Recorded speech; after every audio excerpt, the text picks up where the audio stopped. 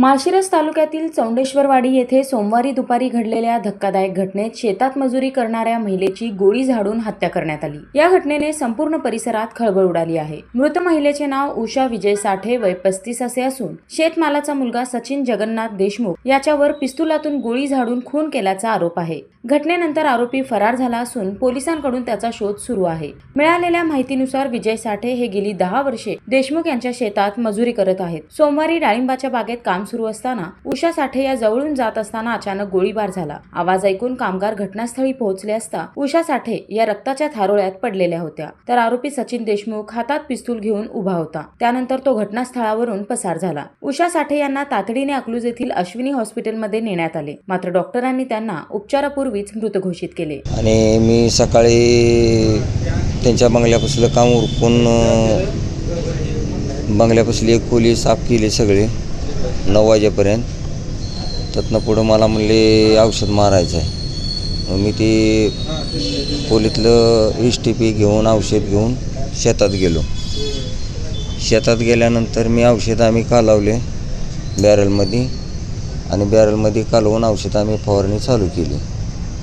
माझे जोडीदार सागर, रतन हे आम्ही तिघजण होतो आणि गणाचा स्प्रेचा जे फवारणी करते ते माझ्यापाशी होते। मी औषध मारत होतो आणि औषध मारल्यानंतर मला पहिले मुरडान घेऊन गेलो, त्यावेळेला काय नाही। मग दुसऱ्या मुरडानला आल्यानंतर माझी मंडळी उषा ही खालनं येताच मला दिसली।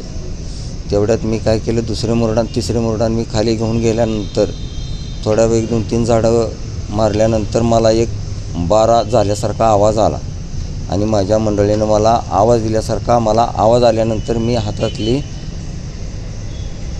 गन सोडून HTPचं औषध मारण्याचं स्प्रे जे आहे ते खाली टाकून आम्ही सगळेजण पळालो। त्यावेळेला माझी मंडळी उषा रक्ताच्या थारोळ्यात खाली पडलेली होती। मग तिचं रक्त थांबवण्यासाठी मी तिथं पडलेली एक साडी घेऊन तिचे डोके धरले। तिथं सचिन देशमुख हे तिथं त्यांच्या हातात पिस्तूल असताना ती तिथं होते। मग मी तेवढ्यातनं म्हणलं, पांडुभाया तुम्ही असं का केलं? तेवढं म्हणलंस की ती तिथनं गायब झाली। ती त्याचे मला ती भांडण हे असले मला काहीच नव्हतं। अटक झाल्यानंतर होईलच की काहीतरी, आम्हाला न्याय पाहिजे त्याचा।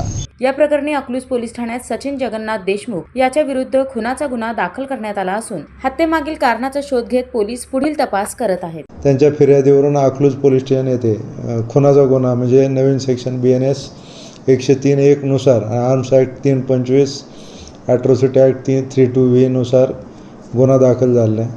त्यानुसार गुन्ह्यात तपास चालू आहे।